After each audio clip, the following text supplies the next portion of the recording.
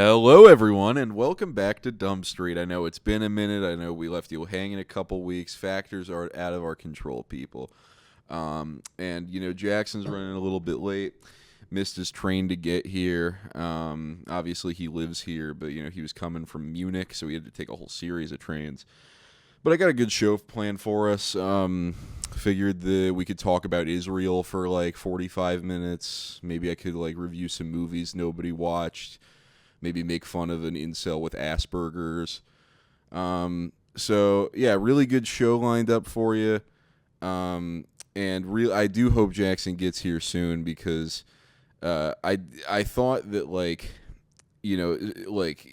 hosting a show. Oh, I've done it before. I've done it plenty of times. Well, now having someone to bounce off of really hurts, and the fact that he left me hanging like that.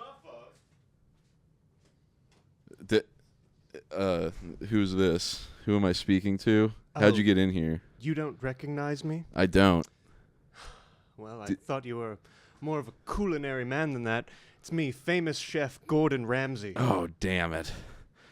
Oh, Brandon, man. What do you know about food, Brandon? I've seen a Food Network or two, okay? You know that I go I'm sorry. all around America, and I turn kitchen nightmares into culinary daydreams, Brandon. Is that right? I do. I do that constantly. It's my favorite thing to do. Well, look, Gordon, I respect your work and everything, and if I put your name in the title, I'm sure I'm going to get some views or something, but, you coming in here on an hour, that's somebody's seat, okay? I do Somebody what I sits do there for the every love day. of food, not for some silly acknowledgement from the masses, the unwashed masses that eat chicken nuggets, chicken tenders. I hate that stuff. It's frozen. I hate frozen stuff. I like when a meal takes a long time to make. Gordon, I bet you don't even cook for your family. I bet you only cook when the all cameras time are for my rolling. I cook eggs. And I cook them. Sometimes we go to Dairy Queen.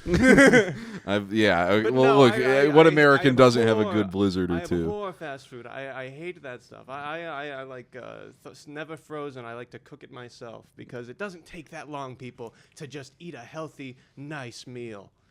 And you're buying all the ingredients yourself, or does someone do that for you? Of course, I'm buying all the ingredients myself. So you go to the store, you pick out the ingredients yourself. Nobody does that for you, Gordon. I go to the store and where do the poor people go? They go to the Walmart. They go to Ralph's. I don't know that man. Who's Ralph? Look, Gordon, I think you're clearly a little off base here. You're out of your element. You should be in the kitchen. A basketball reference. I get that. No, you don't. Okay, just because you're 6'4" doesn't make you a damn Duke center. I am okay, quite tall. yeah. Fact about me. I'll tell you what, bro. It doesn't take much to dunk on a fucking Hispanic lady that works a fryer. It's actually really hard, and I'm really good at it. You know what, Gordon? We actually work around here. I know that's something you might be unfamiliar with, working in a kitchen. I'll just cook and oh yeah, here you go. There's Brandon. There's so much more to it than that. Yeah, There's right. Hours of preparation beforehand. You've got to make all the ingredients palatable. You've got to, cut the fruit up and the vegetables even. That's embarrassing. You've got to even cut up the steak even because you can't even. You think, oh, I'm going to take a big axe and I'm going to cut off a cow's leg and I'm going to put that right on the grill like a barbarian. No, of course I don't do that. I cut it and I make sure it's nice. Gordon, respectfully, and I know all about what you've done. I've seen your restaurants. I've seen your shows.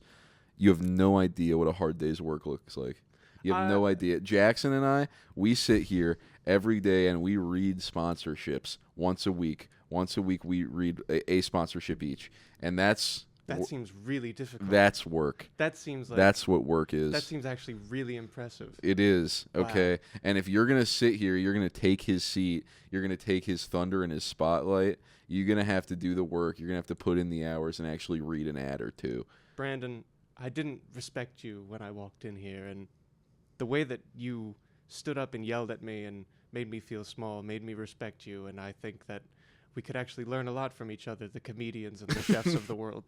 So I think it's fun to be able to bridge those two communities. You may just be right. We might be doing something more constructive here than any Joe Rogan, Lex Friedman. Brandon, do you think that maybe I, a humble chef, could read an advertisement?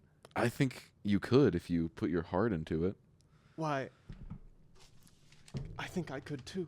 Gordon, you know how the best meals are made with love? Of course. I think you should deliver this with love. The secret ingredient of comedy is love. Indeed, Gordon. You're onto it. I've done it. The human boner is one of the most vile and inconvenient things in a man's life. Sure, they're good for porking your wife once a week when she lets you, but there are way more times that it's inconvenient to have an erection. The workplace, the grocery store that I always go to myself, the bus, a funeral, Pizza Hut, or your daughter's ballet recital. All of these places are disastrous if you have a prominent erection. Well, no more. Thanks to the all-new Schcock Collar TM, spelled SCHCOCK collar, from SpaceX Technologies. The Shock Collar is an adorable metal collar for your little penis that will send 80 volts up your urethra and numb your cock so thoroughly that there's no way it stays erect for long.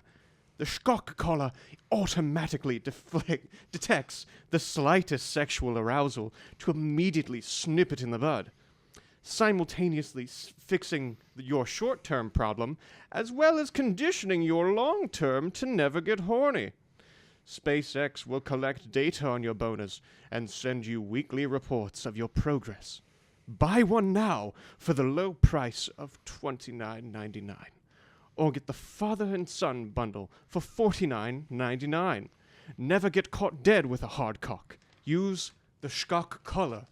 Brandon, this seems like a wonderful product, and it seems reasonably well priced.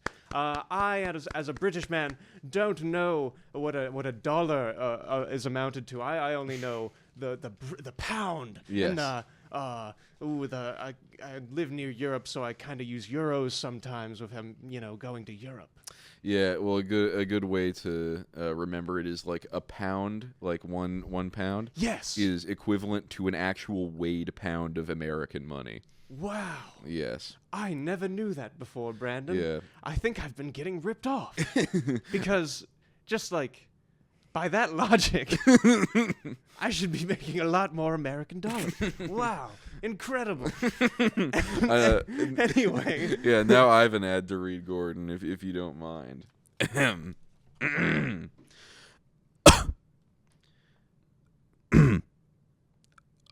It's important to clear your throat. Doesn't it feel like this year's headlines have a theme? It feels like every month that a huge celeb gets caught in some nasty accusations, whether it's a Twitch streamer like Dr. Disrespect or a TV executive like Dan Snyder, it feels like it could happen to anyone. It happened to two Drakes, for goodness sake. Yes, Drake Bell. Ah, indeed, Drake Bell. I don't listen to that kind of music. Who's the other Drake? His real name's Aubrey. And what a beautiful name for a boy. Yeah, he's a goat. He's the goat, actually. Oh, he's a goat. How impressive that he can get up on the stage like that. In a time like this, you ought to be concerned about who your children are being entertained by. But how could you possibly know which celebrities have bad intentions? There's no way to tell. Or is there? Introducing Not a Pedophile. Our company works directly with your favorite celebs to give their fans the confidence to say, I'm not supporting a pedophile. Celebs and artists that belong to our program submit to a series of lie detector interrogations and psychological evaluations by certified psychologists to prove that they don't want to touch kids. Their internet history is thoroughly vetted and made public for all to see. This is what it's come to. The only way to make sure these people aren't pedos is for them to revoke all rights to personal privacy. Or sometimes celebrities will pay us and we'll put them on the list. Either way, that works. Wow. I've actually heard of this. I'm actually on that list. Yeah, I bet you are, Gordon, and I'm exactly, not. because it's important because people need to be able to trust their celebrities, and I pay that service a lot of money to make sure that everyone trusts me. Yeah, well, I'll bet you do, and Yes, I do. it's a tiered system. Yes, so you pay a certain amount of money for just the background check, and then you pay a different, I assume, larger amount of money for the all-access pass, if you will. Exactly, or you can just, they call it the executive package, where you just, you hand a big bag full of $1 million to a man in a suit that you call. And then you're on the list. Oh, okay. And you don't even have to do any of the other stuff. Wow, man. Yeah, that's really cool. And if you want to challenge me on whether or not that means anything about me, are you on the list? No, I'm not on the list. Exactly. So one could just easily accuse you of anything, and you wouldn't be able to refute it. Yeah, okay. I'm going to need that guy's number. Can you give me his number, please? Of course, Brandon. Thank you. Okay. I've got it on speed dial. Look, I make a lot of money from this podcast. Oh, I know you do. And it could go up in smoke just like that if my ass isn't covered, So it's like... Are you worried that might happen soon? Or no, it's not like that. It's just like... anything... I'm just worried that now that I'm here and I have something to lose, that, let's get on the same page here. Of course I understand. Me, Gordon Ramsay, I understand completely. Yeah, look... Any list you're on, I want to be on, Gordon. Most people do. Yes, until further notice. Except for that unless something happens. I used to be on less list, young. But we don't need to talk about it. I was gonna say, less young Gordon end up in this picture frame, unless you Make do no something mistake, so this is a place of detestable. honor. Yeah, that is true. This week it is. Excuse me. Brandon, I've learned so much from you about comedy and about advertisement and about how much American money is. Yes. I think I'd like to teach you a little something about food that only the highest quality chefs know. Okay, please do. Indulge me. Brandon, are you a sensual person at all? Have you been known to get randy? With my wife, maybe. Of course, with your wife. Of course. Wink. Through the sunglasses, I'm winking. And if you're listening through audio, I'm winking. But food is sensual, Brandon. Is it now? Did you know? Did you know that there could even be a food that was sexy? Really? Brandon, I think it's time for you to unlock a certain part of your brain that maybe you've been denying for a while. Jackson. Oh, I'm sorry, Gordon. Who's that? I just walked into this random person's house and sat down and started recording. No, there is no qualm in my mind merging the worlds of food and sex. It might be easier for me than you imagine. I'm so happy to hear that, Brandon. Yes, because Gordon. I've just sent you an image to your phone, and I'd like you to tell me, rate it at 1 out of 10, and we'll let the audience see.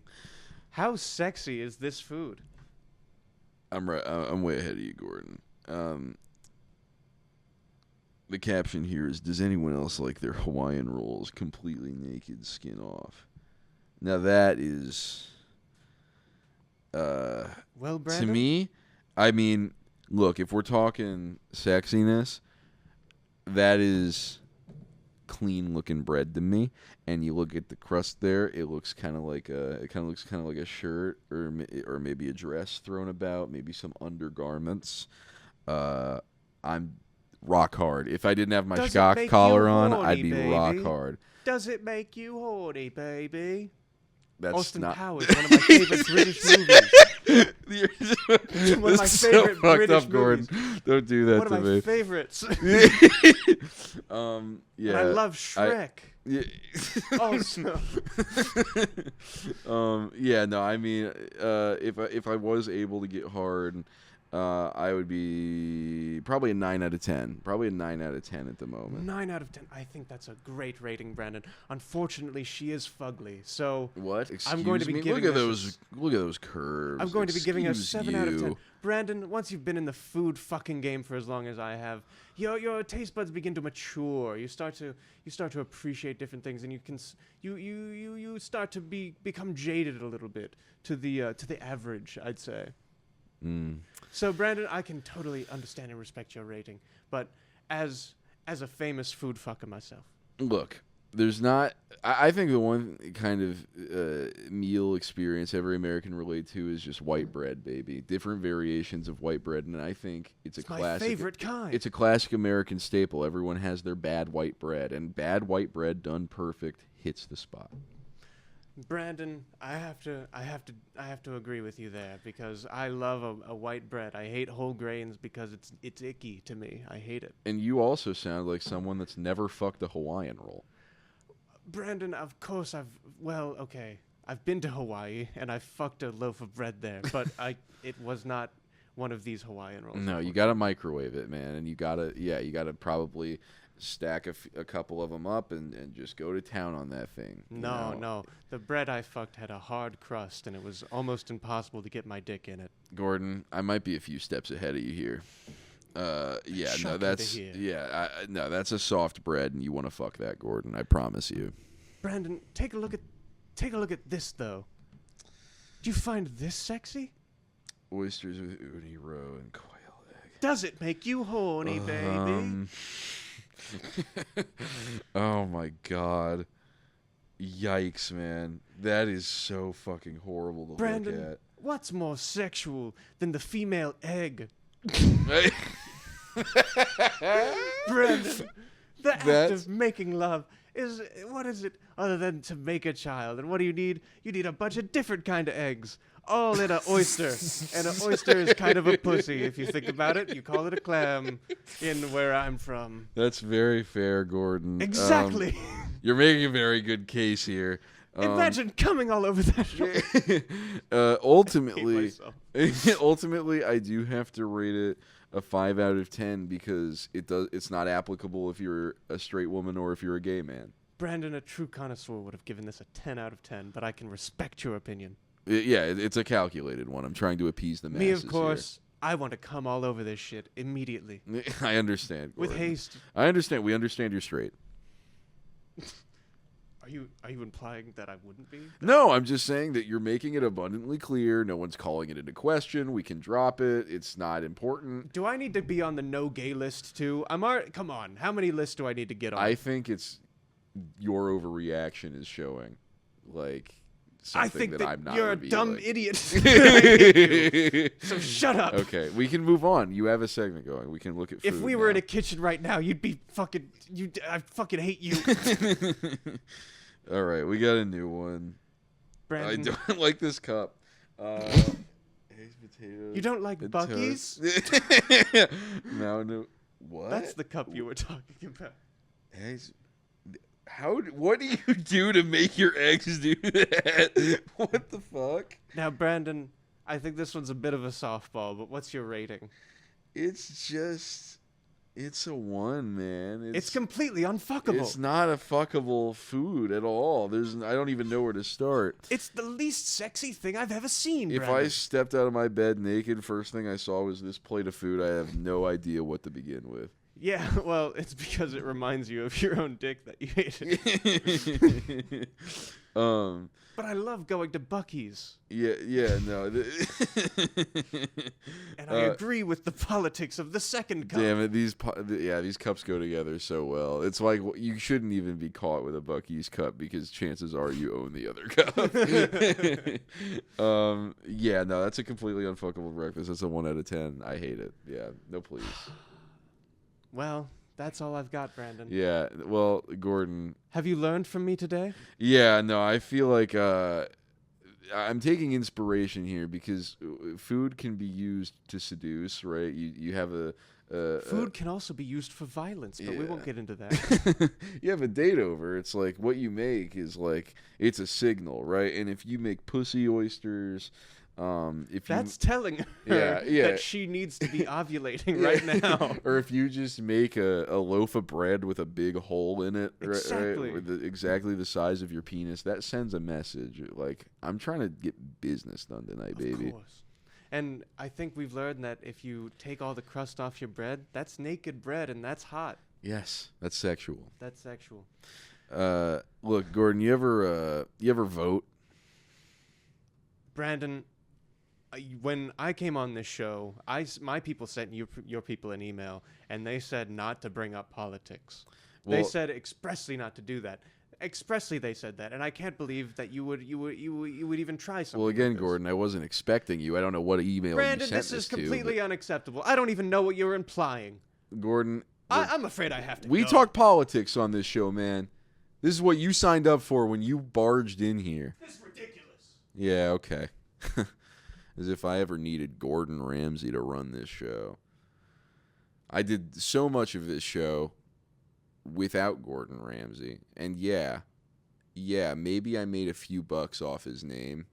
Maybe I sold a few shirts with Gordon Ramsay's face on it because of this episode. Oh, Jackson. Hey, man. Hey, what's up? Was that Gordon Ramsay? I think so. He claimed to be. He didn't really look like Gordon He Ramsay claimed at all. to be Gordon Ramsay. I wasn't completely convinced. The frankly. accent definitely wasn't there. It wasn't British, yeah. No. It was never British. And He walked up to me. Well, first he handed me his T-shirt, so I did take that from him and I put that on. But he said, "Does it make you horny, baby?" And I don't. What's that from? He's a big Austin Powers guy, apparently. Oh. Yeah, I didn't know that Yeah. about Gordon, but No. apparently he I loves like that Shrek. shit. I don't know about Austin Powers. Yeah, no, he definitely mentioned Shrek also, but Weird. yeah, That's yeah, so just strange guy. Like, I kind of expected him to be more personable and camera ready, but he was very strange to me and made me feel uncomfortable. Yeah. So, are we gonna talk about like you just were gonna do the podcast without me? Yeah, well, I was trying to. I was like, Okay? well, I was just trying to keep it going because you were late. We have a scheduled time we do this. But we're a team. Yeah, but it's not like you weren't ever going to be here. It's Hey, just like I was just trying to get it warm for you, trying to warm up the mics. Listen, we shouldn't get into this in front of the Jackson heads because they're gonna think we're fighting, and that's not that. Cover we your are having an ears. adult conversation about our future careers together. So, and we're gonna continue that after this episode ends. But we're gonna be civil right now, and we're gonna keep going with the rest of the episode. Go to your room. Go to your room right now. But yeah, I wanted to mention out the gate the weird success of our last episode comparatively to our other ones. True. Just very funny. We're breaking records. Yeah, people. exactly. Our last episode had Tim Pool in the title, and it was about 10 times the views of any normal episode we would get. And I just thought it was so funny because we got some of the funniest comments that I've fucking seen from guys that were. Yeah, I really like seeing a channel with literally as little presence as ours and taking the time to write a hate comment because we don't like Tim Pool. It's really like illustrative of those people that are like scrolling through the Tim Pool tag on YouTube and finding all of his haters. That's really just fun. Finding a channel with sub 20 subscribers to be like, no, this multimillionaire is actually quite a nice guy and you should give him a chance. I've got to shout out the guy that just said like, I like everything you're doing here. Next time, can you talk about Call of Duty? Modern Warfare? What did he say? No, he said Call of Duty World at War Zombies, which I thought was so funny because, like, who the fuck plays that at all? I feel like that came out when I was in high school. I'm 90% sure he's goofing, but, like, I love that. I don't know. Yeah, do tell. I'm sorry, we won't be talking COD Zombies. No, I don't play it, unfortunately. What other games do you want to talk about? Let me know in the comments, you specifically. Anyway, but I wanted to touch on the presidential debate that just happened. Great timing, 4th of July coming up, feeling patriotic, and I'm always feeling patriotic. But you're right, July 4th brings out the real demon in me.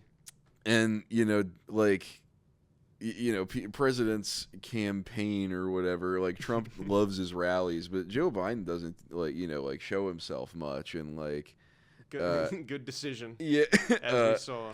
and I felt like his campaign was kind of non-existent. It was kind of just like reduced to these weird little clips that they would try to put out there. Just see your president 30 seconds at a time on Instagram or something, instead of like him actually giving speeches or whatever. So like getting to see these guys debate is just like, it's the only form of like actual political interaction it feels like we have in this country anymore. And it was great. Which did you is watch funny it? because it's hyper unserious. But Yeah, for sure. But did you watch it? no, I have not watched it yet. Oh my goodness, bro. I've been a little bit saving myself. I intentionally didn't watch it the day of because I just didn't want to fucking put myself in that headspace. Yeah. But yeah, no, I'm excited to be able to watch some clips today because I know that there's some magic. I told you I don't have clips. You don't have clips? No. I wanted to. Sorry for getting the audience hyped up. Yeah, no, no. Well, because to me, I feel like everyone's seen these clips, and if not, it's just like the main one that everyone would want to see, just to throw it out there because it's goofy. But at the end of the debate, I think Joe Biden claimed to have a 6 handicap on golf. Meaning, like... You mean, like, 6 gimme swings, or what's that?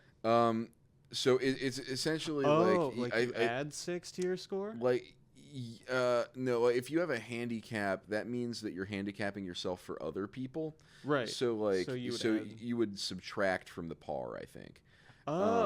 So you would have Joe to Biden is subtracting from par. Well, so and what I don't know shit about golf. I think that's what it is. But what Burke was telling me was that his dad is like a 5 handicap, and he got paid to teach people golf. Like he was a supreme golfer. So like to say that you're a 6 handicap is like, I'm a step above that. I could probably play competitively and like win a lot of shit. I would kill to see Joe Biden play 18 holes of golf because I think that's maybe the only thing he could do at this point to convince everyone that he's in the mental shape to take care of this country. A lot of people have been proposing a presidential golf match, and I'm in favor of it. I'd like to see that because I know Donald Trump's going to be terrible at it, right? But he golfs more, though. But here's the thing, is that I know that old people can be good at golf, like really good. And I know weirdly, that old men can be and extremely weirdly, good the at golf. fat ones are better. That's the weird thing about golf. I think it's just because they got more meat on their bones I don't know what it is, to swing the golf club. Or center of gravity. I don't know what it is. I have no clue. Yeah. But I don't know. I think I can see Joe Biden being pretty good at golf. Not as like good as a guy that's in his prime. No, there's no but way I can he's see a 6 Donald Trump handicap. being shit at golf. For sure. Yeah, all of his he sometimes boasts about winning club championships that are always at his own golf course that he cheats on. The Drake special. Yeah, exactly. But yeah, essentially Trump challenges him in that moment, and he's like, "I've seen you swing. Your swing's nothing special. You're not a 6 handicap. That's the biggest lie of all." That's hilarious. Yeah. So yeah, that was that would be the clip everyone wanted to see, but like You're I not feel like 6 people feet tall. did see You're it. 5'11". You're 6 foot in shoes. Yeah. You're lying. But yeah, I took some notes during it. Things I thought were interesting that can kind of bring you through since you didn't see it. Yeah. Like they stressed at the beginning of it that a coin toss determined everything. It determined which guy was on which side of the stage. It determined which guy spoke someone won a coin toss to decide who spoke first. Biden won it, and he chose himself. Which, why would you do that, Joseph? And he comes out, bro. Like I think he popped a pill or did a line of something before going out on the stage, because on his walk out, he was looking around like, "Oh, hey." That's just the Joe Biden walk up to the mic special. I've seen him do that constantly. Yeah, but yeah. Hey. He's kind of being Fonzie a little bit. I like it. Yeah, but so he the first question starts, and immediately he sounds sick. Like really sick, like voice that guttural. He's like blinking like this, and like COVID Biden. Yeah, just like coughing out of nowhere, and it was funny because like he was like doing all this like jazzy shit. Trump just walks up to the podium like this. Like, just looking at the floor, just not even, because there's no crowd. There's no one there. So when Joe Biden was, like, pointing and going, like, hey, who? It was He probably was doing to it the to no one? No, to the Oh. moderators themselves. Like, That's hilarious. yeah. No, so Donald Trump. I like that. I didn't know that it wasn't in front of anybody. That's yeah. new. That's really stupid. It is really stupid. And then no one here likes me. I like that. One of the first funny quotes I thought was Trump said, "The day that we left Afghanistan was the worst day in the history of our country's life." The day, okay. The day we left Afghanistan, when First of all, Biden pulled out I made a of really weird hand Afghanistan. signal to my dad without realizing we were on camera. So for anyone who caught me doing that, I wasn't like giving you a secret activation code to go Manchurian Canada. I wanted my dad to close the door. Anyway, sorry. I said Trump said the day that we left Afghanistan, pulled out of Afghanistan, is the worst day in the history of our country's life. Can you think of any worse days? I can't think of any worse days. I think he might be hyperbolizing a little bit. Just no, Jackson. Well, that's when a man is a president, you take him at his word. It's just crazy for a guy from New York to say that. Like a guy. Yeah, exactly. Like, come on, Donnie. Oh my goodness. The next thing that Trump said that I thought was funny was they asked him about abortions. And he says, like, he believes in, like, rule of exceptions or whatever. For like Which the Conservative Party doesn't push for, so it doesn't matter what he believes. No, exactly, no. But this is what he says. He says he likes the exceptions for rape and incest, quote, because you have to get elected. But we can't talk about that or something. Is what he said. He was like, you have to say that because you have to get elected. Is essentially what he said. Yes. So he doesn't even really believe. He's saying that outwardly, but it's not like why are you even casting doubt on that? People, what? I know it's so confusing why you would do that. Is like, do you think and like for all the my honesty real is charming? And for all my real supporters, you're right. I do think you should have the baby if you're raped by your brother. What, Donnie? That's not it.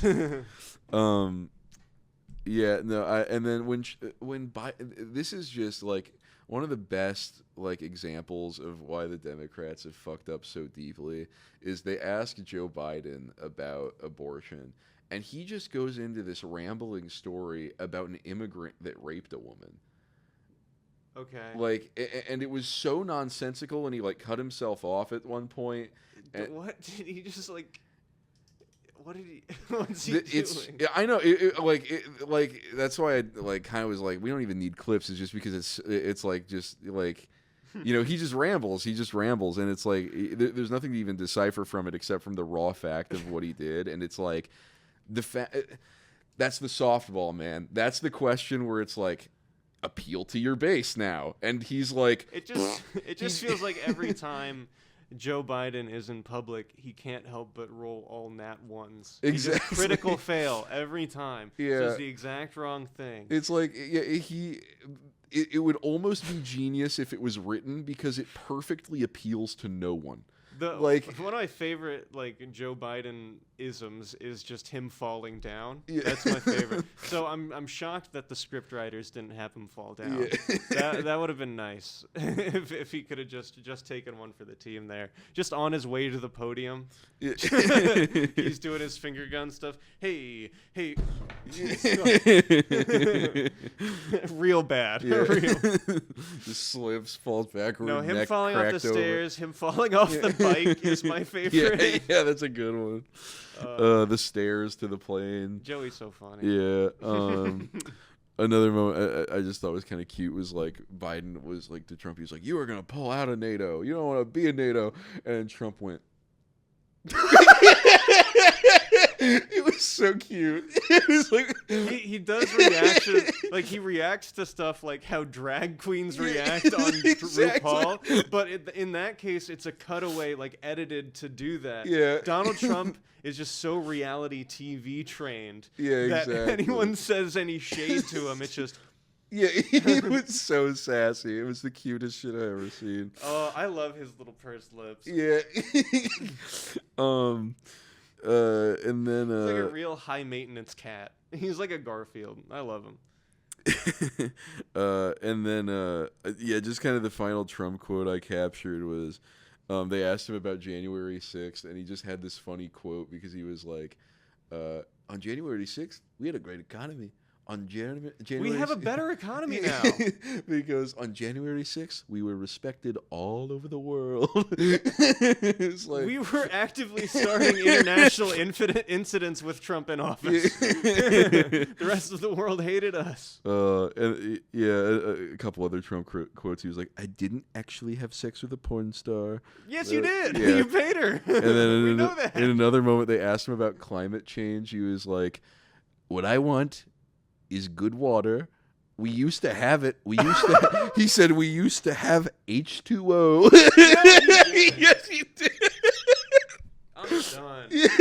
I'm gonna go find Gordon Ramsay, hang out with him. But- I hate this. It's crazy. But yeah, it's so insane. But it's also We used to have great water, had 2 oxygen molecules, 1 hydrogen molecule. It was beautiful. It was wonderful. It was amazing. Or no, wait, I think it's Yeah, it's 2 hydrogen. Oh, but whatever. It's fucking hilarious. Oh my god. Yeah, man. He's like, but 2 like, perfect little hydrogen molecules, 1 big oxygen, right in the middle. Held it together nice. Everyone could drink it. Joe Biden, it's not the same anymore. he just drinks the adrenochrome. That's all he drinks. It's barely keeping him alive. He looks mummified. How many O's are in that? How many H's? We don't know, people. We don't Folks, know. we They don't don't know. tell us what's in They- it.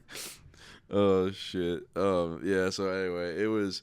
Yeah, I'm sure you'll catch clips of it here or there, but man, it was worth a watch just because they are so like.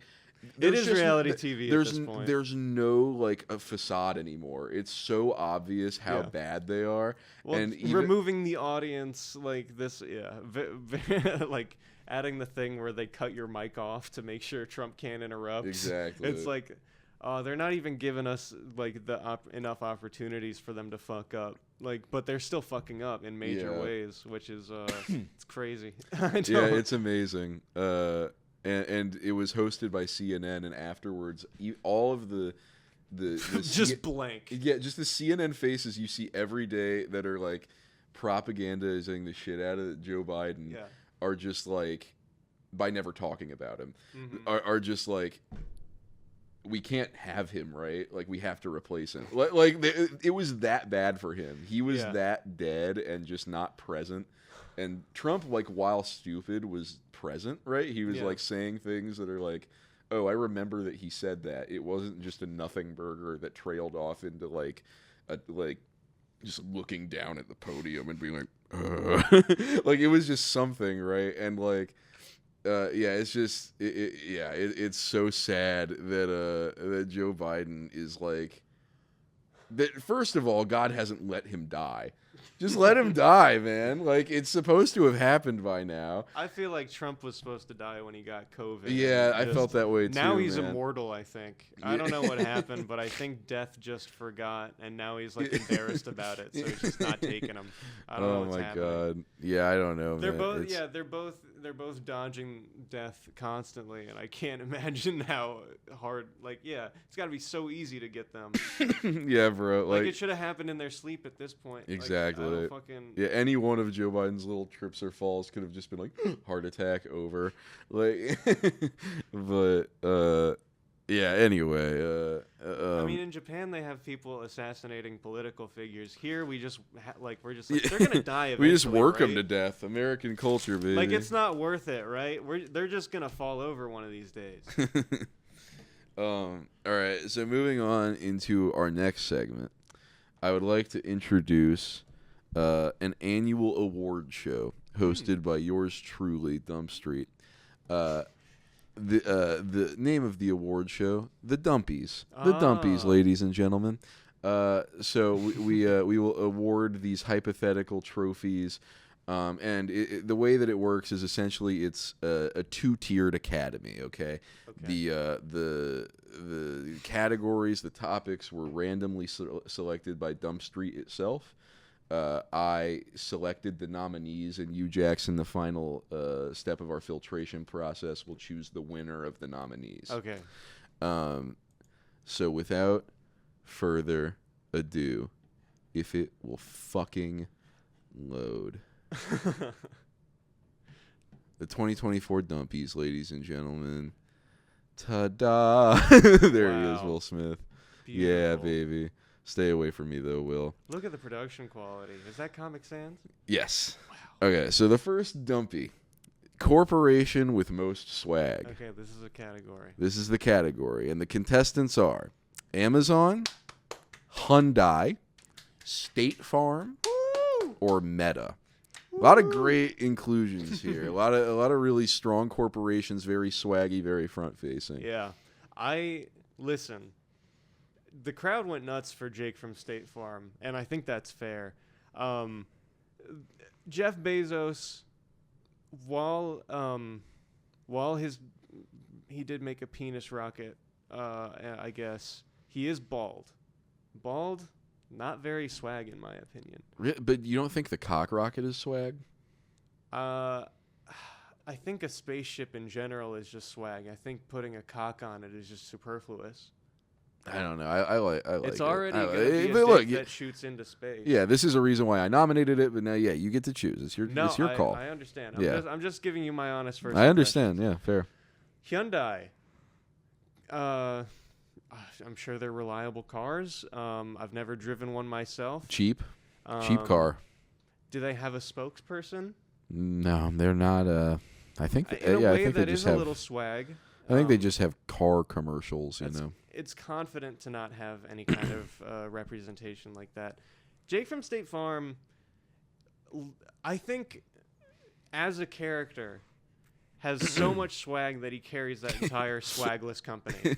And here's why. It's not just this guy, because this guy, you could even be annoyed by his presence in a commercial. He shows up so much, right? Yeah, sure. What I will say is that this is the first mascot that I've seen in live action that has Doctor Who'd mid-life cycle. That's true. He died and reincarnated as a different actor. Yeah, he was like a fat, unmarketable white Only man. Mr. Peanut and him have done this, and he's live action, and I think that's swaggy as hell.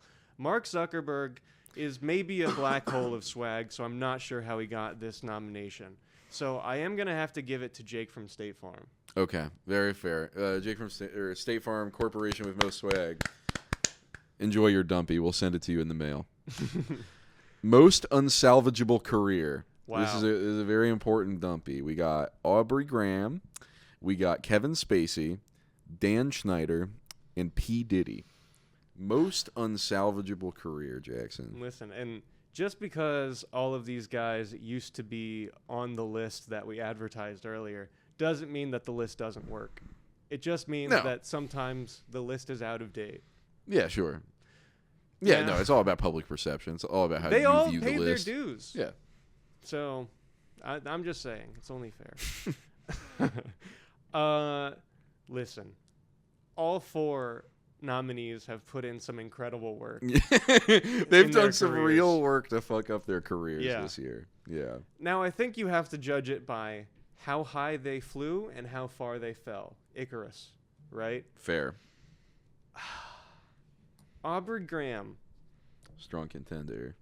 It feels like he never leaves the public subconscious, and so you would be tricked into thinking that he is a young artist. That's untrue. He's like 40 He's been something. around for Yeah. fucking ever. Yeah. And he's always just been in this space where he just gets a lot of views, and then no one really talks about his music afterwards, and it gets played on the radio, and then people go listen to other stuff.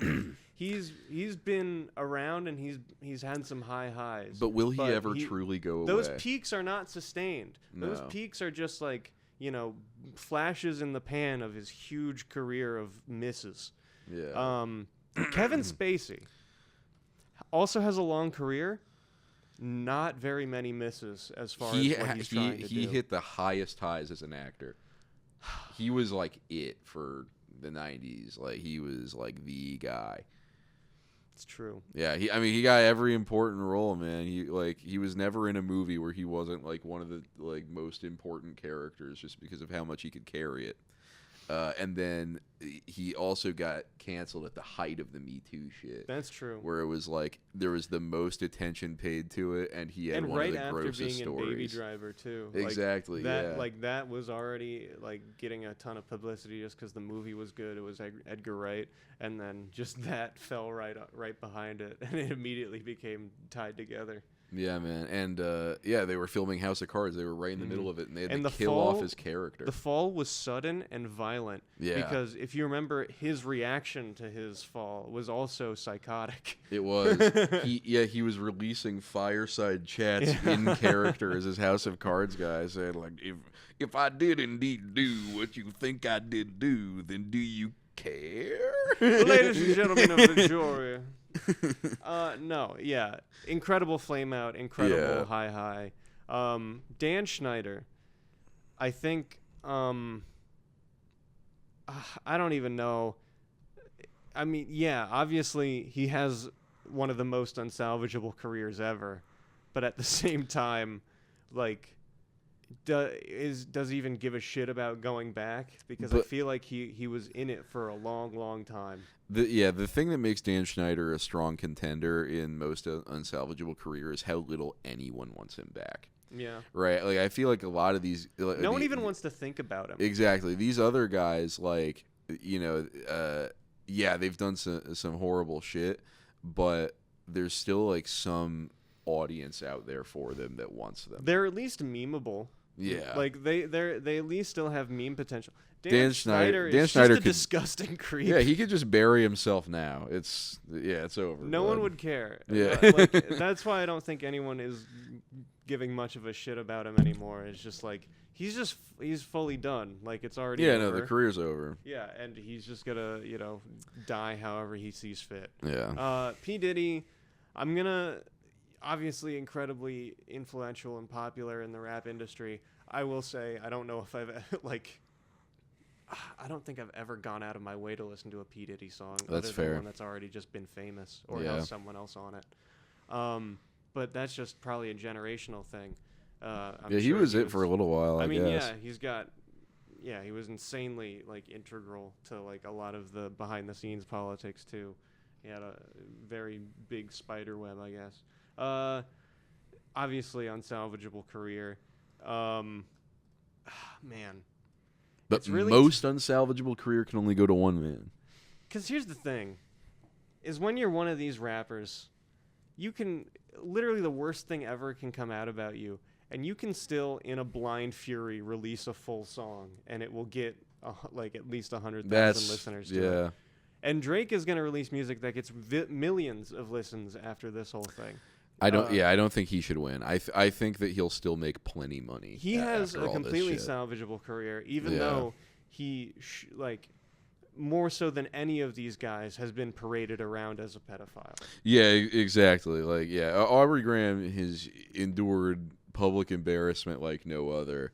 But ultimately, I do think he'll come back from it. He literally just ignores embarrassment, exactly. Even though he's a walking embodiment of it. Yeah, he just acts like it's not there. He's like the deity of he's the god of embarrassing yourself.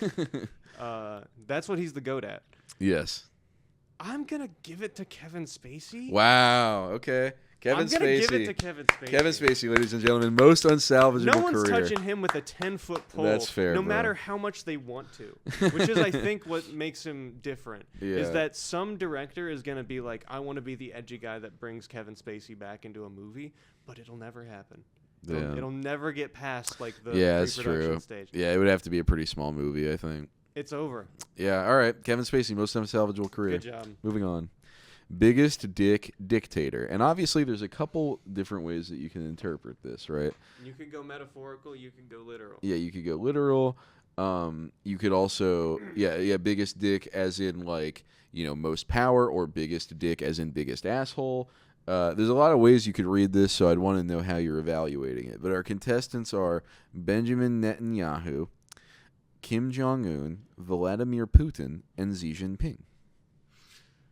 I think these are great choices, all very modern and relevant, which I like. We're not going back in history. Yeah, it's the 2024 Dumpies. They've got to be alive to receive their award, I think. Yeah. This is really tough because a lot of these dictators do things that are supremely like embarrassing and cucked, but at the same time they're the most powerful people in their respective parts of the world, right? I think, in my personal opinion, Kim Jong Un is the king of embarrassing himself. I don't think these guys embarrass themselves quite like Kim Jong Un does. Like North Korea is essentially defined by like how much it pops up in silly headlines about how fucked the country is. The personality of the country is Kim Jong Un's insecurity. That's it is like a fat little Korean kid running up to you and trying to show you a cool trick he can do with a hacky sack, and then just eating shit. Yeah, like that's what it is every time they're in the headlines. It's like, hey, look, we've got a cool unicorn, and then it shows up and it's a dog, and the unicorn horn falls off halfway through it, talking about it. Like he's constantly embarrassing himself, but he keeps doing it, and that's part of a confidence that I think gives off big dick energy. That's fair. It's recursive with these guys. Yeah. Yeah, there's a lot of ways you can read it, but yeah, he does have an X factor about him that makes him embarrassing. But maybe if you're going off of pure bravado, like if big dick to you just means like who's got the biggest swinging dick in the room, perhaps you consider Vladimir Putin. That's, I think, where everyone's eyes went at first. I think everyone locked on to Vladimir being the clear front runner here. But I'm just trying to find reasons why he wouldn't be. You know, like what puts any of these other guys above Vladimir Putin's level of big dick energy? Because Vladimir Putin essentially just like he was the prototype for Andrew Tate, and he's a world leader. Yeah, exactly. yeah, he was the blueprint, but it's a global. It was on the global stage. Everyone could model their behavior after him, and every Russian man did. Kim Jong-un tries to be Vladimir Putin, and he just keeps fucking it up. But, maybe if you, are a different kind of philosophy, maybe an Eastern philosophy, maybe you consider Xi Jinping. Maybe you think, well, he's got... Winnie the Pooh doesn't have a big dick. Evidenced by the fact that he never wears pants and you never see it. That's fair. But I mean as a tactician. As a real estate mogul, maybe that's maybe you respect business in that way. Instead of Russia just overextending their military and getting into wars that they never truly win. But that's big dick energy, being unreasonably confident in your country's political situation. And that's why I don't want Benjamin Netanyahu to fly under the radar here. Yeah, because in terms of big dick, if you're talking about asshole.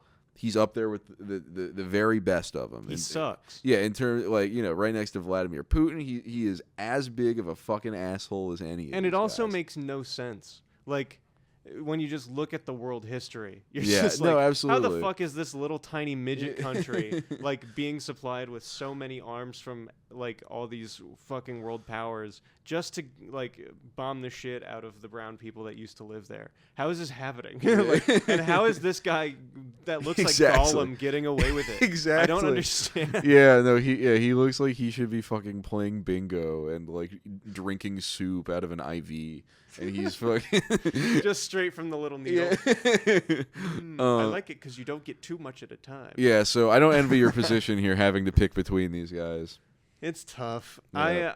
Xi Jinping's out of the running for me. I don't see his energy as big dicked. I think, like, I don't know, because. To me, he reminds me of, like, the Korok tree from Legend of Zelda. Just like a guy that sits and waits, and then he just eventually becomes big. But I don't see that as being big dick energy. I see that as being extremely boring. But his country's existed for so long. He represents such a powerful nation. Good for them. But okay, it's your decision. I don't see it. How do you suss out the rest of these guys? I think it's supremely weak to hear once people make jokes about you as a world leader to then ban those jokes. Yeah, for sure. That's pretty weak. Yeah. that's a pretty tiny but penis then Vladimir Putin would do the same thing. He I don't think reacts well to dissent from. Well, Kim Jong-un certainly. I don't think any of these guys do. That's true. Yeah. That's very true. It's tough.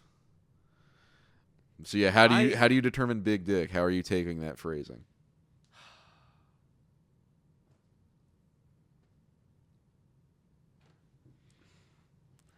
I might piss some people off here. I might piss some people in the audience off watching these awards. But I'm going to give it to a sleeper, and I'm going to give it to Kim Jong-un. Ooh, ladies and gentlemen, 2024 Dumpy, biggest dick dictator, Kim Jong-un. Woo! I never thought I'd be doing this. Now, I think he's got to have one of the smaller actual penises here, like in terms of actual penis size. Maybe Xi Jinping has a smaller one. Just in terms of his Winnie the Pooh-ness of it all, but I wouldn't no count way. out Benjamin Netanyahu for having a tiny cock. That's fair. Yeah, there's no way Vladimir Putin doesn't have a big penis, though. I'm sorry. Yeah. I'm sorry, guys. I'm sorry, liberals. Vladimir Putin has a big penis. Yeah. All right, Kim Jong-un, you're our winner of 2024 Dumpy. We're getting canceled because we said Vladimir Putin had a big dick. Best Joe Rogan guest. Good. Okay, this is good. Tucker Carlson. Fuck off. Shit. We have the beautiful red curtain behind all of it. We have Zack Snyder. We have Kid Rock, and we have Bill Maher. What a lineup. This is a great collection of the intellectual diversity of a Joe Rogan guest. Ugh. All right. So does anyone on this list jump out to you as like, ooh, what a get? How'd Joe Rogan get this guy? No, obviously. No, What? but like, does any of these guys jump out to you These as are like, all the most wow, Joe what a Rogan hot guest Joe guys Rogan guest, possible. dude. I guess if we're going on like who I think Is has that- less free time for this type of shit, I guess Zack Snyder. I don't know. Everyone else has all the time in the world to go on Rogan. They drop anything to be on Rogan. Zack Oh, my Snyder, God. I can see him just being like, "Oh, that sounds like fun. I'm free this weekend. That lines up for me." Like, just I don't know. Oh, he my seems God. boring. But he's also You don't even- constantly making movies. So You don't even consider Bill Maher. fuck you. Why is he even up here? Okay. He that's- doesn't even like. He's Joe Rogan guests don't even like Bill Maher. No one likes Bill Maher. What? No, Club Random fans like Bill Maher. Yeah. I'm a big Club Random guy. Best Club best Joe Random Rogan fans guest. should join Heaven's Gate. Zack Snyder, you've won the Dumpy. Yeah, I mean, fucking Tucker Carlson would drop anything he's doing to come on. Yeah, Rogan. absolutely. Kid Rock No, he would drop anything he's doing to come on Rogan. They're both fucking hacks. I mean, everyone here is a hack in some form or another. Bill Maher is the biggest political hack ever. Zack Snyder is like the most I'm pretending to be deep guy in the world, but like at least his movie, like the action in his movies don't pretend that they're smart. Like I don't know. Zack Snyder, I can't really hate him, but I don't like any of his movies. So Zack Yeah, me Snyder, neither. let's go ahead and give you the dump. Okay, you get the Dumpy, Zach. Good Congrats. job. Mwah. Most cancerous fast food meal. A lot of good contenders here. We got the Taco Bell Cheez-Its Crunch Wrap. Crazy. We have the Papa John's Cool Ranch Papadilla. Yeah, that's the one that's been catching my eye. The McDonald's Grimace Meal is a contender. And the Kentucky Fried Chicken Chizza. Yeah. What the is that chicken pizza? That Pizza is- on a chicken? That is a chicken, like a piece of fried chicken, piece of mozzarella, chicken. Mhm. I know sauce, exactly what that is. and pepperoni. Oh, Yep. you don't need to. I know. That's. It's That's a pizza. chizza, baby. It's a chicken pizza. So most cancerous shit. fast food meal. A lot of good contenders here. I can't take my eyes off of the chicken pizza. Yeah. I really can't. It's tough. Okay, listen. Let's give everyone a fair shot. Let's give everyone a fair shot. Yeah, they all deserve consideration. Okay. Taco Bell Cheez-Its Crunch Wrap. I don't know what you're doing here. I know I said everyone deserves a fair shot, but come on. You're in the company of some real queens here, and you've come in your fucking Sunday best. This is not the competition you signed up for.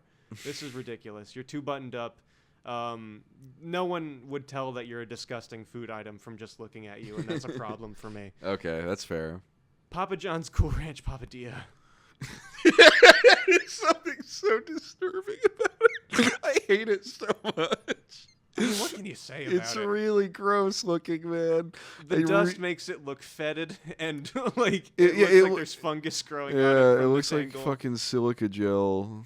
I mean, I'm like, I mean, you know what it tastes like, but it's not. But you know it doesn't taste good. So why would anyone order And it? it's definitely giving you cancer. For real. McDonald's Grimace meal. I hate these TikTokers coming into this prestigious award show and trying to pretend like they can compete. What I like about the Grimace meal is that there's no flavor assigned to the Grimace shake other than Grimace. It is the Grimace shake. Yeah, you're right. I've never heard the Grimace shake's flavor described. It's not supposed to be named as a flavor. It's just the Grimace shake. That's the flavor. Yeah. And that's what I appreciate about it is like it's a total mystery. It's named after a purple sentient blob. And it's supposed to taste like him, and it's not like. I mean, honestly, the category is cancerous, and regular McDonald's food fits into that. Exactly. Yeah. No. Any kind of McDonald's meal fits into cancerous. The fucking pesticides in those fries. But at the same time, I just don't know if I can take it seriously, because the bit about it is that it kills you if you drink it, but the joke of it is that it's a regular shake that tastes normal, unexceptional, right? That's the thing, and McDonald's is ultimately just there to be unexceptional. Yeah. And so they're not really swinging for the fences here, and so I don't think it beats out the Cool Ranch Papadilla or our next contestant. Yeah. Yeah, which it probably I've had some is. time to mull over. Yeah, it probably is a matchup between the Cool Ranch Papadilla and the Chizza. Obviously. These are both incredibly repellent, like just at a distance, like just looking at them. Conceptually horrible. Both. It just like when you see the fried chicken Chizza. when you look at the fried chicken Chizza, and that's how it's prepared, and that's how it's served to you, and that's how they're meant to like entice you into it. Like that's it looking its best without anyone having taken a bite out of it, and it still looks like a mistake. Yeah. Like. Someone in the back, it was their first day, and they ran out of dough, and they said, "Oh, I don't fucking know, a chicken?" And like, I don't know, but it is from KFC, so it's on brand for that. It just looks like a pain to eat. It looks like it would be like so I know messy. No one's ordering this. I just don't get it. I know no one's ordering it, so it's just a waste of buying the fucking sauce and the cheese and the pepperoni. Because you can't use that for any of your other terrible Chick-fil-A messes or Kentucky Fried Chicken messes. It's ridiculous. Imagine it's bone-in chicken. Oh my god. Again, I don't envy your position. It's only the only one between the Cool Ranch Papadilla and the Chizza can walk away the Dumpy winner. Listen, and I don't think I make anyone happy making this decision, because you're going to be either hard into Cool Ranch or you're going to be hard into the Kentucky it's very Fried Chicken polarizing. Chizza. Yeah. But I've been staring at these nonstop, and my eyes keep getting drawn back to the chicken Chizza, and I think it's that. Okay. I think it's the Kentucky Fried Chicken Chizza, right. For lack of any adherence to the brand, lack of any desire for me to eat it, lack of any endearing quality. Just total conceptual misfire. Yeah. Like in a really like just beautiful display of how capitalism goes wrong. An embodiment of waste. Yeah, exactly. All right. Yeah, most cancerous fast film movie, Dumpy. Congrats. Come get it, KFC. Film of the year. Now, I have to say, this isn't films that came out this year. This is just the film that represents this year the best. Yeah. The best. Not even the best film of the year. Just a year that is so that year that it has to be. Exactly. So, we have Ant Bully. I hope you've seen. Of course I've seen Okay, Ant Bully. you've seen Ant Bully. We have Home Alone 4. I can't say I've seen that all the way through. I've seen Home Alone 3. Yeah, you don't even need to have. I've seen the poster, and I think I get it. Yeah, exactly. We have Green Lantern. Have you seen? Of course I've seen it. I've also seen it. I was, yeah, absolutely. Okay, great. And we have Fred 2, Night of the Living Fred. Have you seen it? Of course I've seen Okay, it. great. I've okay. seen all the Fred films. I grew up at the time where anytime I was over at my grandparents' house, because they still had cable, I would of Yes. course be forced to watch Those Nickelodeon movies. And I watched Green Lantern in a very similar scenario, where I would never have sought this movie out, but it was on Stars, and so I did have to turn it on, because it was the only thing that was even close to entertaining on at that time, as I had already seen Transformers several times. So I think those two movies I have more of a nostalgia for. Ant Bully, I remember being scared by. That's so funny to me. I don't think I've seen it since I was, above the age of 8 years old or 9 years old. So my memories of it are not fresh. I just remember being scared of the CGI. That's really funny to me. It's such a nothing Home Alone movie. 4 is a complete nothing burger, but I think that's why it's so representative of the year. Yeah, no, it deserves a spot. It here comes for from an sure. era where there was no personality to anything. It's just make a movie with a guaranteed amount of income, so you think, because it runs off of a previous IP, Yeah. and it doesn't even need the consistency of actors being the same. Here's the thing. Fred is really high on my list, but I don't know if I can give it to it because I don't know how ubiquitous watching Fred 2 Night of the Living Fred was for everybody. I mean, I saw all the Freds. I think Fred 2 Night of the Living Fred is absolutely fucking hilarious. Yeah. It's so It's stupid. so stupid. Yeah. It's incredible. It is amazing. So if you haven't seen it, you must. And if you have seen it, you already know. But I don't think I'm really going to convince anyone to watch that movie ever. Well, a lot of these are really tough asks. But here's the thing. I think people did go see Green Lantern, and I think people did see Ant Bully. I think people brought their kids to Ant Bully. And I think a lot of 12-year-olds saw Green Lantern. I won't even lie to you. If it was me picking between, it'd be Ant Bully so easy. That's to me, there's crazy. something so funny about that movie. In terms of in terms of just being a monument to why. Well, yeah, exactly. Like, how in what pitch room did you think this appealed to children? Why would you make Ant Bully? Hey Yeah. guys, why did you do this? But yeah, only one film can walk away with 2024 film of the year, not film that has not come out in 2024. And what will it be, Jackson? You know what? What are you between? This is up to me. This is my damn choice, and so I'm gonna take executive power over here, and I'm gonna give it to Fred 2. Fred 2, Night of the Living Fred. I'm happy to see it. I think it deserves it. I'm happy to see it. No, I love Fred 2, Night of the Living Fred. Even in terms of the Fred movies, it's the worst among them.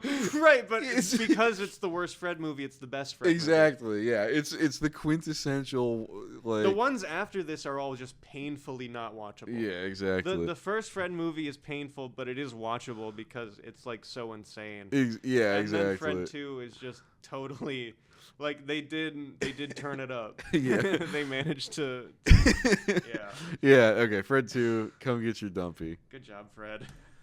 Dumbest NBA player. Oh. We got some really strong choices here. Man, I hate everyone here except okay, let's I'll hold off. Josh Giddey, Jonte Porter, Jonathan Isaac, Draymond Green. First Okay. impressions, Jackson. Josh Giddey, maybe immediate front runner just because he's first on the list, but let's keep breaking it down. Jonte Porter fits the category of dumbest. Yeah, really. But I'm gonna have a hard time giving it to him because I don't really feel any type of way about him as a person. Yeah, it's just how quickly he fucked up his career is kind of and how unnecessary it was. Yeah. Like how he was getting amounts of money so small, it didn't even come close to rivaling his contract. He probably had a decent career in front of him if he didn't fucking bet on himself to lose. Definitely a very funny story. Definitely a hilarious instance of just an NBA thing that Yeah. I don't know. It'll go down in history as one of the dumb things to happen. It'll get talked about. Jonathan Isaac, I hate on an ideological level, but not as a basketball player. No, I of can't, course I can't not. say I hate any of these people as basketball players except for maybe Draymond in terms of being dirty on the court. Okay, I kind of like Draymond's game. I do but I like Draymond's IQ, but he's done some shit Yeah. that I hate. yeah, that's absolutely fair. He But stepped yeah, on no, Sabonis. no, but yeah, no. All of these guys have decent basketball games. Obviously, Jonte with the least memorable or impressive basketball Yeah. game, but Josh Giddey can't play defense or shoot, but he can pass. So he's got some highlights. In terms of highlights, I like Josh Giddey. yeah. But yeah, no, a lot of these guys, for their own unique reasons, very qualified for dumbest NBA player. Yeah, it's tough, man. Dumbest. Because it's dumbest, I'm taking Draymond out, and that may be surprising to some people who are I understand especially big haters of him. But he really is a smart basketball player. He is. Yeah, his IQ is the best thing about him. And he does say a lot of dumb shit, but sometimes he does say stuff that's smart. Yeah, as a sports he's not analyst. 100% stupid. Yeah, that's fair. Fair. And that's why he's out of contention. Okay. Jonte Porter has displayed a pretty remarkable amount of stupidity, but at the same time, it's really impossible for me to hate him on any kind of level as a person. I'm just kind of like, why'd you do that, man? That's kind of stupid. Yeah. Whatever. Like, I'm not gonna be all high and mighty about it. Yeah. Like, oh, you messed up this big opportunity. He's got a brother in the NBA. He's fine. Yeah. Yeah. The reason he won't win is just you are not like important enough to be the dumbest. Like a guy more important than you has to be dumber. Yeah, you shouldn't be in this. You're just not supposed to be in this category, or you shouldn't have. He was worth a kind of mention. award. Absolutely He worth a shouldn't have mention. won any kind of award, but this is a specific category that he fits. Yeah. Okay. So Jonathan Isaac, Josh Giddey. Josh Giddey. Fuck. I was gonna try and be like, I'm just trying to excuse giving it to Jonathan Isaac, but there's really nothing you can say. Like Josh Giddey is just the stupidest guy. Very fair. Yeah, stupid, he definitely made the dumbest choice out of anyone here. Yeah. Yeah. Yeah, absolutely I he just did. can't He's see a very how he could have possibly found himself in that situation, and like how how blatant all the evidence was. Yeah. And how he's still in the league. I hate looking at his dumb face. And Jonathan Isaac is stupid ideologically, but how many fucking NBA players and sports analysts have stupid politics? Yeah, a lot of them. Like, Yeah, they're Jonathan rich. Isaac's They're very not rich. special So. enough to like actually make a name for himself. So I don't see him becoming problematic in a way that makes me hate him more than I already do. I understand. It's Josh. Josh Giddey, Dumpy for dumbest NBA player. Come get it, brother. The first Australian to win a Dumpy. Yeah. And next up, we have most fuckable fat guy. Wow. So some good contenders here, man. Keenan Thompson, you got Jack Black, you got Charles Barkley, and we got Patton Oswalt. Most fuckable fat guy. First impressions. I think these choices are incredible because I think it touches upon a core tenet on being fuckable as a fat guy, and that's personality. You gotta have it in spades. Oh, yeah. and these people all do. Yeah. Every single one of them. I won't take anything away from them. They're all extremely lovable people. Have earned their way to the top of fat guy fuckability. Exactly. It's a hard thing to do, Jackson. Not many men get to ascend to this level of both fat and fuckable. Like, yeah. They're so fat and fuckable that you aspire to be fat. Especially as a man. Like, women can do it a little easier, I feel like. But yeah, these guys, I mean, I bet they have no trouble, these guys, getting laid. Okay. Look at that man, Keenan Thompson. Let's try and rank this out, even though it is difficult. Charles Barkley is really high on my list. I understand. Despite his age, despite it all, he's tall. He's got an insane amount of stories about him with celebrities and shit. Very interesting guy. Very storied. Very good basketball takes most of the time. He was a former MVP. Hey, how about that? He's King Charles. Yeah, man. I don't know what else there's to say about him. Yeah, man, it's I Charles would love Barkley. to be in the same room as him, nonetheless, or nevertheless. Yeah. You know. And fat as he gets older, and still keeps it looking great. Like, Of course. like very, Well, like he's strangely. looked like this forever, and he's gonna look like this forever. Yeah. Like, he looked like this when he was an NBA player. Jack Black is also going to be really He's tough to beat. he's really high up there, man. I mean, Just look at how he looks into the camera. electric, man. Like, forget photogenic. Maybe the most, or sorry, I was gonna say most fuckable. Maybe the most photogenic fat guy. Probably. Like just in terms of take a picture of him at any moment. Even if he looks bad, he looks good. Like I'm trying to think of anybody else that I think could beat him, and it's not easy. I'm not having an easy time picking anybody. Yeah, Jack Black's a real contender. Maybe it's just me, but I think Kenan Thompson is like I don't know. I just think he's fucking. I just think he's slick, man. Like he's sexy. He's super confident. Yeah, there's something about him that's just like he's so comfortable. He's so reserved, but he's so funny. Yeah, he always finds the way to steal the show without ever being the focal point of it. Exactly. Yeah, you always know when he's there, and you always appreciate it. There's a reason he's been on SNL for so long. Very handsome. Just look at that fucking beard trim. Yeah, yeah. Patton Oswalt, I'm gonna say is probably at the bottom of the list, but I will say he's the guy on this panel that I think I'd like to have a conversation with most out of anybody. That's fair. Because I love Patton Oswalt. Yeah, he's just a wonderful guy. Yeah. In terms of like wondrous fat guys, he's just up there. And if he wanted to fuck you, it'd be hard to turn him down because he's just so sweet. Yeah. Okay. That's a great point. I'm gonna try and now picture all of these guys saying to me, "Hey, you want to fuck?" Yeah. Patton Oswalt. Hey, you want to fuck? I'd be like, that's the rat from Ratatouille. I don't know if that really is working for me right now. Jack Black saying, "Hey, you want to fuck?" I'm pretty sure I'd say yes. Yeah, dude. Yeah. Let's go now. Yeah. You would say yes immediately. Yeah. Kenan Thompson, if he said it, I wouldn't be disgusted, but I'd be surprised. Yeah, that's true. I'd be shocked. I'd be like, really? Yeah, I didn't know you got down like that, Keenan. I thought you were kind of a family man. Yeah, but I'd be confused, but I wouldn't turn my nose up at it at all. There's a reason he's on this list. Charles Barkley, if he said, "Hey, you want to fuck?" I'd say, "Chuck, you're a little too old for me." I understand. You're a little too old, and so I think the problem with this system is that I'm the last opinion. And I think someone else who is more age appropriate for Charles to be in a relationship might say Charles. But I will have to give it to Jack Black. Understandable. Most fuckable fat guy. Congrats. Jack Black. You were a shoe-in, brother. I don't know if anyone's ever taken that title from him. Yeah, you were a shoe-in, man. Obvious choice. Best Brandon's Playhouse entry. So you're going to have to recall your memory here a little bit. Yeah, the thing I'm really good at. Yeah. So we have the Illusions of Grandeur segment, Don't Boost My Bike. Yeah, I don't know if you've shown that picture specifically on the pod yet, but that is his shopping cart. Exactly. That's the bike in question. Yeah. Bike with 4 wheels. Yeah. Which I like.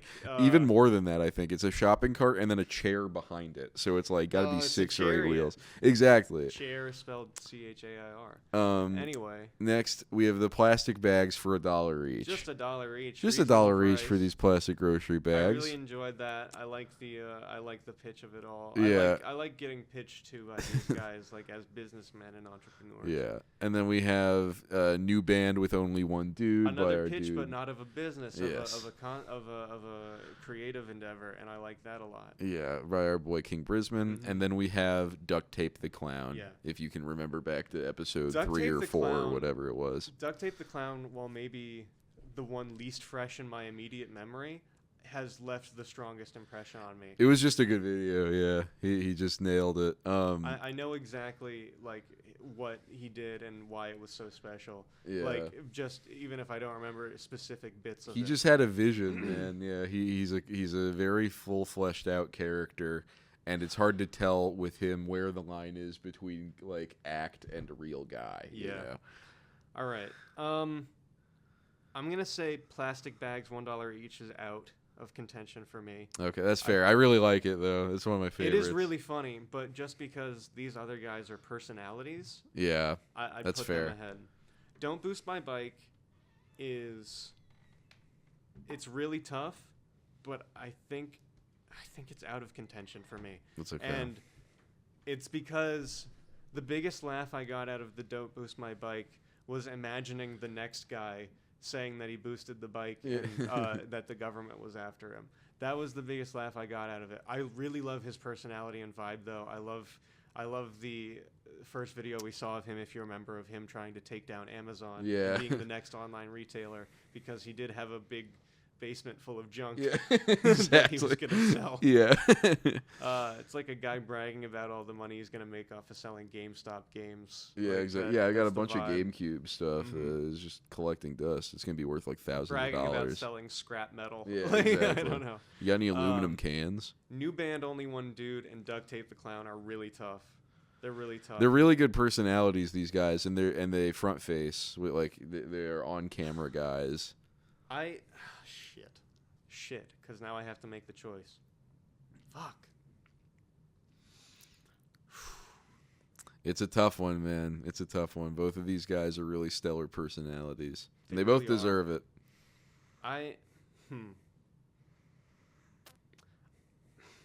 Okay. Now, this is Brandon's Playhouse, and so best means something different, right? Right? Best means... That's best right. means makes you feel a certain way. You're catching and part on. of that is uncomfortable. Yes. New band, only one dude does do that. Duct Tape the Clown, however, is legitimately entertaining and good at it. And Yeah. knows how to, like... He knows what he's doing, and the other guy doesn't. Yeah. And so, I'm giving it to Duct Tape the Clown. Wow. What a come from behind victory for Duct Tape the Clown, all the way back from episode 3 or 4 or whatever. Congratulations. Come get your Duct Tape. Dumpy Duct Tape. Wow. Maybe next year, new band, one dude. Maybe next year. Well, there'll be a whole new batch of entries next year. That's true. But yeah, You don't think one of these guys could pull some crazy shit and come maybe. back in I bet first King place? Brisbane could get back on I here. think we got to Yeah. keep tabs on all these guys. Yeah, for I mean, sure. absolutely. I do. Yeah, good job, Duct Tape. I Is that the think last that is slide? the last one. Yeah, that's the end Wow. of the Dumpies, baby. The end of the Dumpies. What a successful first run of this. Yeah, baby. I Yeah. like that. I Category. like adding annual bits. I kind of want it to be we add so many bits that the show is just annual. Yeah, bit recurring. After annual bit Yeah. every 2 weeks. Yeah, and yeah, as we do it in the future, the segments or the awards won't be the same or whatever. It'll change up year to year, Of but. course. Congratulations to all of our winners of Dumpies. Yeah. Everyone deserved it. Everyone who won everyone who got a nomination deserved to be there, even if you didn't get picked or eliminated from contention. So just keep giving it your best to make it on the show. Yep, keep doing things that get our attention. Yeah. All right. So now to wrap up, we've got some miscellaneous videos. We'll start with Jackson's little corner of videos over here. Absolutely. All compiled by Jackson. I'm not sure what they are yet. Let's pull up this first one. This first one. Any is- introduction needed, or? This is I think, decently popular video, but I don't know if you've seen it. This is, of course, Whoa Vicky, and I'll let her speak for herself. Okay, she doesn't look familiar to me in this video. don't know Doesn't look Whoa Vicky? familiar. No. That's crazy to me. Who is she? She was like a YouTube personality that just like got big on Dr. Phil for like using black scent as like, a little white teenager. Okay, got it. But like she's just stayed in the public consciousness because she's just one of those little tape meme Okay. types. Yeah, like a bad baby. Yes. Yeah. Okay. Wait, is this bad? No. Wait. No, different this lady. Is not bad baby. Yeah. All right, let's watch. 11, 10, 9, 8, 7, 6, 5, 4, 3, 2, 1. I love her. Who do you think you're fooling, lady? What the fuck? It's hilarious. Excuse me? Why? Like who? It's Imagine. a total bad baby syndrome where they'll never stop talking. Imagine you're meeting a white person for the first time. They talk to you like that. Yeah. That is like the most uncomfortable you'll ever be. Where you just like, Well, I can't just in good conscience pretend this is normal. Like this is very uncomfortable. Oh yeah. And it's like absolutely. it's obviously like I've met spent. people in real life that do that. Like Yeah, the absolutely. whitest people that speak in the thickest black sense ever. And we do not live in a state with like the biggest black population. There's a lot of white people here, and specifically the high school we went to was very nice, very wealthy, and you would see kids that would fucking talk like that, and you'd be like, what fucking neighborhood do you live in? Like, and it's like literally on a lake. It's like all 3-story houses. And then you're talking like that shit. Fuck you, Vicky. This next one is a video I've seen before, actually. I'm happy you've seen this. But this is a great video. Let's spin it. At Bird, B-E-R-D, Bird your boy. You got that. Y-A-B-O-I. Which Pikmin are you bringing to fight the Emperor Bull Blacks? Let me see. It definitely ain't gonna be this one. That's a damn flower. It ain't gonna be that. I'm not putting them in a fight. They all have flowers. Okay? Yeah, exactly. I mean, they all got something on them. I'm trying to look at who looks the most menacing. I'm gonna go with this one right here, the big one. What's his name again? I forgot his name. It'll come to me. But this one right here, he's the biggest one.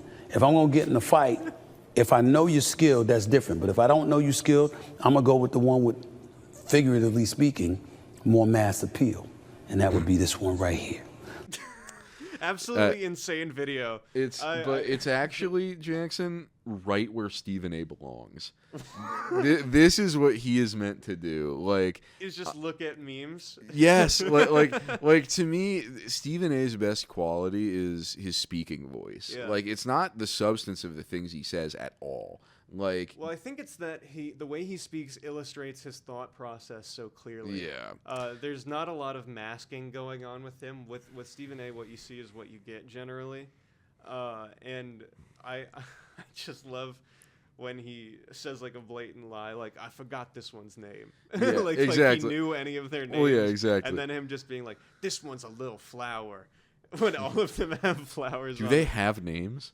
I don't fucking know. I've never played Pikmin. Yeah, me neither. But I just love, like, I've listened to Stephen A.'s podcast before, and when he talks about the NBA, it sounds like I watch more basketball than he does sometimes. Mm-hmm. And when he talks about politics, he says some of the dumbest shit I've ever heard in my life. Well, look at his, like, the way he reasons this out. Like he doesn't think to give any of these guys personalities or, like, you know, try and imagine what they might be like based on their vibe. He's just like, not the white one and not the big, or like, it's probably the big guy. Just pretending like he knows better. It's like, really funny. Yeah, it's very cute. It's adorable. Like, yeah, first and foremost. This is a little short one. Oh, of course, this one's great. That's dumb. You should kill yourself. RuPaul, Yeah. So I might just. Yeah, when we get a soundboard that's going on there immediately, I just want. If RuPaul told me to kill myself, I would salute and fucking do it. Yes, queen. Yes, queen. Fucking yeah. Anything for you. Jesus Christ! But I'm in love with that one. Yeah, it's a cute one. Have you seen that one before? No, I haven't actually. I don't know what season that shit's from. Next video here. This is okay. So let me give you some context on this, just so we know what we're getting into. Yeah, please. This is a food reviewer who is, I think, on kind of an opposite side of the spectrum from an outlaw. Outlaw, as in there's effort. Yes and no. Okay. Outlaw understands nothing about how to get someone's engagement and attention and, do something worthwhile for that.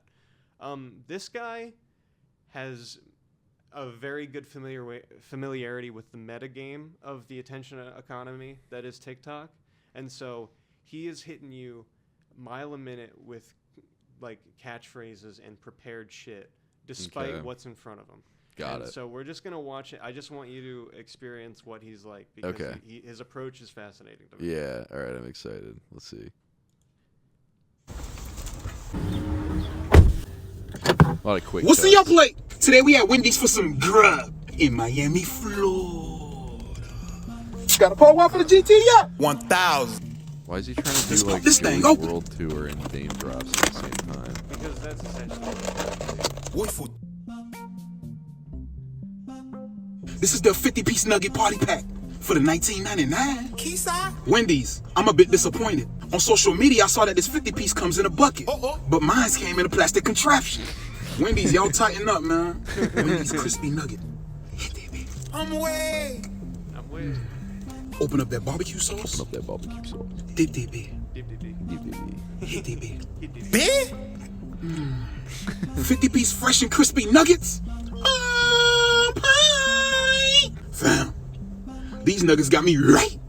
Try this today, not tomorrow. It's like he's trying to appeal to like the YouTube kids audience. Yeah, like, yeah. It's deeply cringe. It's deeply brain rotted in terms of the prepared bits and stuff for each of these things.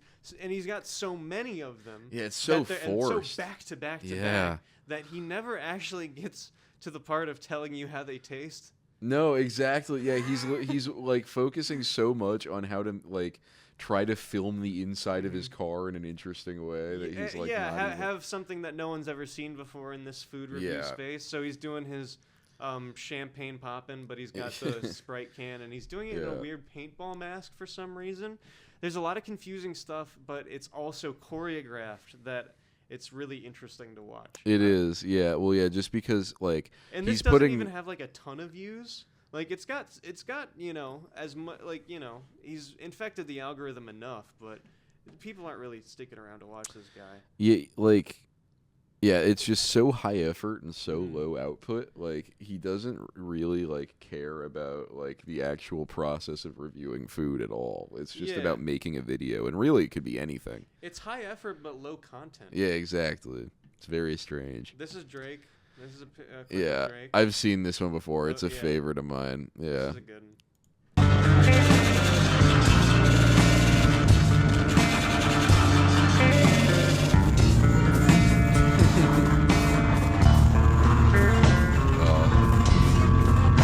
Yeah, just the amount of gunshots that play.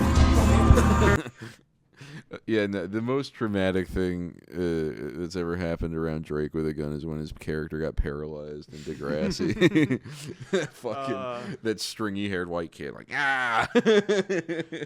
he's just running away like this. Having watched Degrassi up to that point before the whole Drake drama happened was a real blessing. Yeah, because you really get to see how much of a goober he is and how much of like not struggling to find his place in the industry he is. Exactly. Yeah, he's like paid at a young age. It's like, so funny. I'm surprised he's not a nepo baby with how much was handed to him on a silver platter in terms of his career. Oh shit! And he's been up to some funny shit lately, just in terms of like, just trying to act like all that shit didn't happen, or like trying to take it in stride. Did you see the video of him on stage and his DJ plays "Not Like Us"? No, I didn't see that one. I've seen a bunch of stuff of him trying to be like, "Oh, I'm not bothered at all. I'm really not bothered, it's guys. so I'm embarrassing. Not fucking bothered. This shit doesn't get to me at all. Fuck you. I'm not bothered at all." It's like that's the tone. Yeah, it feels like. All right, to top us off for the evening, get us out of here. I got a little Brandon's Playhouse segment for you. My special little TikToks that I've acquired. This one is just a guy on drugs. So don't try to take any meaning from it. It's just a little funny. FBI. They made me give birth to an alien baby, then they made me into a female. They control my mind, they control my bones, they control my skin, they control my teeth, they control my eyeballs. They control everything about me because they have handprints on me, and they are magical beings They want to be magical beings. And if they're not, they get jealous. And if they get jealous, they get rapey. And if the rapey is there, then so is the baby. Okay, now a lot of good quotes from that. Really, really insane to watch from start to finish because he just gets redder and redder. Yeah, he gets really stressed out and more so as he continues filming. And the babies have rabies. And they control my skin, and they control my bones, and they control my teeth, they control my eyes. He's going through it, man. It's so funny. I feel for him. Yeah. He's constantly like chewing cud. He's like, I don't know if you noticed that. I think jaw's like rotating. I wonder if he's just like over salivating, like he's like just trying to keep all the spit in. Maybe it's like, yeah, I don't know. He's uncomfortable. Oh shit! I want to know what he's on. It's got to be meth, bro. It's got to be that shit. They control my eyes. They control my mouth and they control my eyes. And they control my skin. Okay, this one comes to us from Chris the Puppet Master. Oh, good. Oh, good. Okay. All right, then. We're at Applebee, where two of the most beautiful young ladies who work here are right here with us. Curtis is really enjoying himself. So come to Applebee and enjoy this pleasure of meeting two beautiful ladies. Take care. Curtis out. I love this shit. All right. That should have been the last one. I can't. Oh my god. These poor girls. These poor fucking girls, bro. I love this shit. I love this shit. Bro, these girls are so uncomfortable. He loves that they're uncomfortable. He's like, look at them. They're holding the fucking puppet. They have no idea what I do to that I think puppet. old guys like that like making young girls uncomfortable. Like, Yes, they think they do. That's fun. Like, they think that's cute. I don't know. They think that's endearing. It's always awful. Yeah, bro, it's so uncomfortable. These girls look like they fear for their fucking life. I love this shit. Imagine this guy taking handing you a puppet and then doing the voice like at you. Imagine fucking working at this restaurant and there's a guy that always comes in with a puppet. They say this was Applebee's. Yes. Awesome. Oh my god. This is a very Applebee's man. These poor girls, Whoever man. he is, he's coming into this Applebee's without the puppet to scope the place Yeah. out. Like, yeah, this looks like a place I could bring the puppet. Yeah, I gotta bring the puppet. Yeah. I guarantee you 100% he fucks that puppet. I mean, maybe he fucks while it's watching. Or maybe he watches while He the sets puppet it up fucks. in the corner. He makes the puppet fuck. He's like under the bed. All right, next one. Oh, is that a... Okay. Here we go. Shot by police, they were probably suicidal, or wielding a weapon and acting homicidal. Listening to gangster rap, a criminal as an idol. But cops combat crime with a vest and a patrol rifle. So don't run from the police, don't resist arrest, don't break the law, and only engage in peaceful protest. The police are the heroes, the blue uniform a cool sight, driving a black and white with memorized Miranda rights.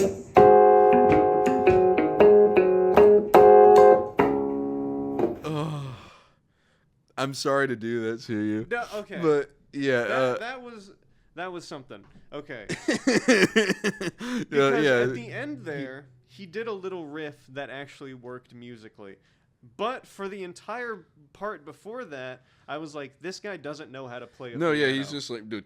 Because it sounds horrible. Yeah, it's horrible. But because he knows how to do finger placement and knows where notes are, I think he picked those chords on purpose, and they just sounded bad on like he's just got a bad taste. I think he was just trying to be like, I'm rapping, so I'm gonna do my approximation of a beat Which is on a piano. Which is yeah.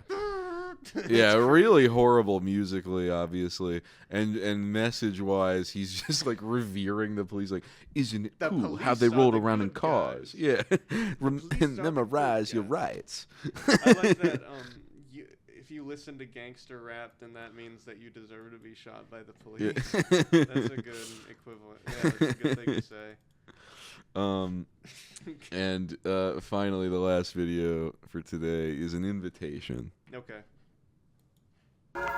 So this is gonna be a good party for the singles. Like to come down to my place, the girls only. Like where the baddies at? Party at my place from Friday to Sundays. Party it all up and try to see where things go. So let's really enjoy my party and have some goddamn fun. And I also have a nice hot tub out back on my deck. We can go into hot tub if you like, so you can bring your bathing suits as you want. And other than that, this is going to be a wicked party. Right over here, we got some snacks. And we have some more options over here for snacks. And right here, we have some nice booze. And overall, this party is going to be wicked. And if you want to come over, try to get with me, take your shot on me. Take your shot on me. Take your shot on me. Try to get with me. Folks, that's all the time we have. What an incredible selection of videos. Yeah. What an incredible boy. What an incredible night of the year. I guess. Anyway, thanks for listening. Have a great rest of your week. If you want to catch us streaming something, Right. we do have a new streaming channel called Dump Boulevard. So check that out if you feel so inclined. Link in the description. Yup. Mwah. All right, have a good one. We love you. Bye.